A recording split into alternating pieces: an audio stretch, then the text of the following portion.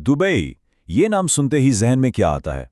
ऊंची ऊंची इमारतें, लग्जरी गाड़ियां और एक ऐसी दुनिया जो हमेशा मुस्तकबिल में जीती हो। लेकिन क्या ये शहर हमेशा से ऐसा ही था? बिल्कुल नहीं। आज हम दुबई के उसी हैरतअंगेज सफर को देखेंगे कि कैसे रेत का एक छोटा सा गांव दुनिया के नक्शे पर एक ग्लोबल सिटी बनकर छा गया। और यही सवाल तो सबसे अहम है। सोचें जरा, सिर्फ 50 साल। ये तब्दीली इतनी तेज और इतनी बड़ी है कि यकीन करना मुश्किल हो जाता है। तो आइए, इस तब्दीली के पीछे जो राज छुपे हैं उनसे पर्दा उठाते हैं। दुबई की ये कहानी असल में मुत्तहिदा अरब अमारात यानी यूएई की एक बड़ी दास्तान का हिस्सा है। ये एक ऐसे ख्वाब और अज़्म की कहानी है जिसने सचमुच रेत के टीलों को तरक्की के आसमान छूते मीनारों में बदल दिया। इस कहानी को समझने के लिए हमें थोड़ा माजी में जाना होगा, 1971 से भी पहले। इस वक्त ये इलाका ट्रूशल स्टेट्स कहलाता था, जो अलग अलग रियासतों का एक मजमुआ था। लेकिन फिर 2 दिसंबर 1971 को शेख सायद बिन सुल्तान आल नहायान की क़यादत में मुत्तहिदा अरब इमारात वजूद में आया, और बस यही वो दिन था जिसने इस खित्ते की तकदीर बदलने की बुनियाद रखी। तो चलें, वक्त में थोड़ा पीछे चलते हैं और उस दुबई को देखते हैं जो आज की चकाचौंध रोशनियों से बिल्कुल मुख्तलिफ था। ये जानना ज़रूरी है ताकि हम समझ सकें कि यह सफ़र कितना बड़ा और कितना गैर मामूली रहा है। आज के लग्जरी और शॉपिंग मॉल्स को एक लम्हे के लिए भूल जाएं।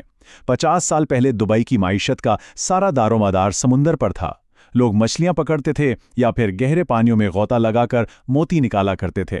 ना सड़कें थीं, ना बड़ा इंफ्रास्ट्रक्चर, और माइशत भी बहुत कमज़ोर थी। इस वक्त की जिंदगी बहुत सादा, पुरसकून और अपनी रिवायात में घिरी हुई थी। एक खालिस अरब मौशरा जहां आज की तेज रफ्तार जिंदगी का कोई तसव्वुर तक नहीं था। और फिर सिर्फ चंद दिहाइयों के अंदर सब कुछ बदल गया। वो पुरसुकून बस्ती आज एक ऐसे मेट्रोपोलिस में बदल चुकी है जिसे देखकर पुराने दुबई को पहचानना भी मुश्किल है। तो आइए अब देखते हैं आज के दुबई को। आज दुबई की मईशत की बुनियाद सिर्फ तेल पर नहीं है, नहीं, बल्कि अब इसके स्तून हैं tourism, business, technology, real estate और ग्लोबल फाइनेंस। इसी तनव्वु ने इसे एक बेहद मजबूत माशी पावर हाउस बना दिया है।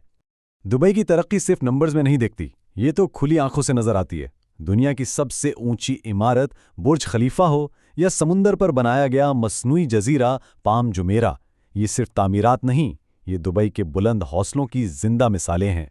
इतनी बड़ी तब्दीली कोई इत्तेफाक नहीं होती। इसके पीछे एक ऐसी लीडरशिप थी, एक ऐसा विजन था जिसने ना सिर्फ बड़े ख्वाब देखे बल्कि उन्हें सच कर दिखाने की हिम्मत भी की। और इस विजन के पीछे जो सबसे बड़ा नाम है वो है दुबई के मौजूदा हुक्मरान शेख मोहम्मद बिन राशिद आल मखतूम।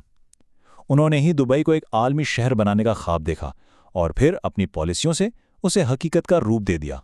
उनके इक़दामात सिर्फ इमारतें खड़ी करना नहीं थे, बल्कि स्मार्ट सिटीज़ बनाना, आर्टिफिशियल इंटेलिजेंस यानी एआई पे काम करना और दुबई को टूरिज्म और इन्वेस्टमेंट के लिए दुनिया की सबसे पुरकशिश जगह बनाना, इन सब ने मिलकर इस तरक्की को वो रफ्तार दी जो हम आज देख रहे हैं। दुबई की कहानी इसके शाही ख़ानदान के बगैर अधूरी है, और उनका लाइफस्टाइल भी बिल्कुल दुबई की तरह ही है, जहां रिवायत और जदीदियत एक साथ चलती हैं। एक बहुत ही दिलचस्प इम्तिजाज है, और उसकी सबसे बेहतरीन मिसाल हैं वली अहद शहजादा हमदान, जिन्हें लोग प्यार से फ़िज़ा भी कहते हैं। उन्हें एक ऐसे प्रिंस के तौर पर देखा जाता है जो मॉडर्न दुनिया से भी वाकिफ़ हैं और अपनी जड़ों, अपनी रिवायात से भी उतने ही मजबूती से जुड़े हुए हैं। उनके शौक़ को ही देख लें। एक तरफ लग्जरी कारें हैं, स्काई डाइविंग जैसे एडवेंचर स्पोर्ट्स हैं, दुनिया भर का सफ़र है, तो वहीं दूसरी तरफ घुड़सवारी, बाज पालने जैसी सदियों पुरानी अरब रिवायात और शायरी से भी गहरा लगाव है। यही तो दुबई की असल रूह है, जदीदियत और रिवायत का संगम। इसी तरह शाही खानदान की ख़वातीन जैसे कि शहजादी शेखा लतीफ़ा अगरचे ज़्यादा पब्लिक लाइफ नहीं गुजारती, लेकिन तालीम, आर्ट और समाजी कामों में बहुत अहम किरदार अदा कर रही हैं। उनकी ज़िंदगी भी लग्जरी और जिम्मेदारी का एक खूबसूरत इम्तजाज है। तो ये सब देखने के बाद सवाल वही है कि आखिर दुबई की इस हैरानकुन कामयाबी का फॉर्मूला क्या है, इसका राज क्या है? अच्छा, तो इस कामयाबी का फॉर्मूला 5 निकात में समझा जा सकता है। सबसे पहले, एक मजबूत और दूरअंदेश लीडरशिप। इस लीडरशिप ने फिर दूसरा कदम उठाया, ऐसे कवानीन बनाए जिससे दुनिया भर के इन्वेस्टर्स दुबई की तरफ खिंचे चले आएं। जब पैसा और बिजनेस आया तो तीसरा कदम सियाहत को फ़रोग देना था, जिससे दुबई दुनिया भर में मशहूर हुआ। इस तरक्की को आगे बढ़ाने के लिए चौथा कदम जदीद टेक्नोलॉजी को अपनाना था, जिसने इसे मुस्तकबिल का शहर बनाया।